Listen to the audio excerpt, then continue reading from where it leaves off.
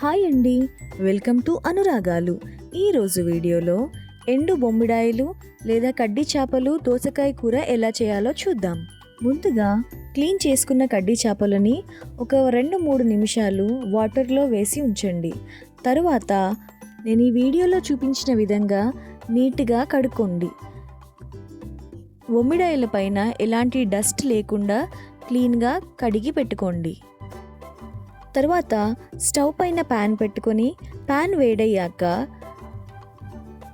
3 పావుల నూనె వేసుకోండి. ఆయిల్ వేడైన తర్వాత ముందే కడిగి క్లీన్ చేసి పెట్టుకున్న కడ్డీ చేపలని ఆయిల్లో వేయండి. ఈ ఆయిల్లో వేసి మనం వేయించేటప్పుడు ఫ్లేమ్ మీడియంలో ఉంచండి.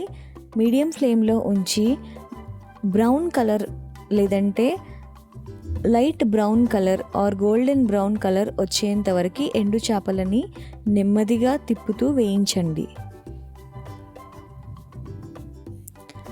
ఎండు చేపలు వేగిన తర్వాత నెమ్మదిగా తీసి ఒక ప్లేట్లో ఉంచుకోండి. తర్వాత అదే నూనెలో ఒక ఉల్లిపాయ అలాగే 4 పచ్చిమిర్చి కట్ చేసి వేసుకోండి. ఉల్లిపాయలు మగ్గుతున్నప్పుడే 1 స్పూన్ పోపు దినుసులు వేయండి.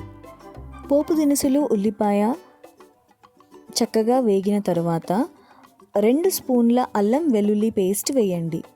అల్లం వెల్లుల్లి పేస్ట్ పచ్చివాసన పోయిన తర్వాత ఒక 1/2 స్పూన్ పసుపు, 1 స్పూన్ ఉప్పు వేసి కలపండి. ఈ మసాలా అంతా ఈవెన్గా ఫ్రై అయిన తర్వాత మనం కట్ చేసి పెట్టుకున్న 2 దోసకాయలు నేను తీసుకున్నా అండి. కట్ చేసి పెట్టుకున్న దోసకాయ ముక్కలను వేసి కలపండి.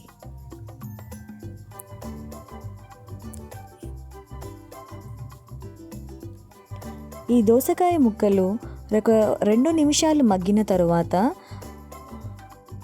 టమాటో ముక్కలు చిన్నగా కట్ చేసుకొని వేసుకోండి. 2 నుంచి 3 టమాటోలు సరిపోతాయండి. టమాటో అలాగే దోసకాయ ముక్కలు మీడియం ఫ్లేమ్లో ఒక 2 నిమిషాలు ఉడికించండి.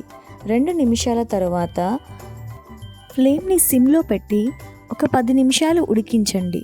10 నిమిషాల తర్వాత కూర ఈ విధంగా ఉంటుంది. మరలా ఒక 10 నిమిషాలు కంప్లీట్ సిమ్లో పెట్టి ఉడికించండి. తర్వాత ఒక 2 స్పూన్ల కారం వేసి కలపండి. కారం వేశాక 2 నిమిషాలు మగ్గించండి.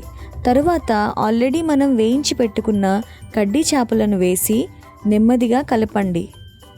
కడ్డీ చేపలు వేసిన తర్వాత సిమ్లోనే ఉంచి మరొక 5 నిమిషాలు ఉడికించి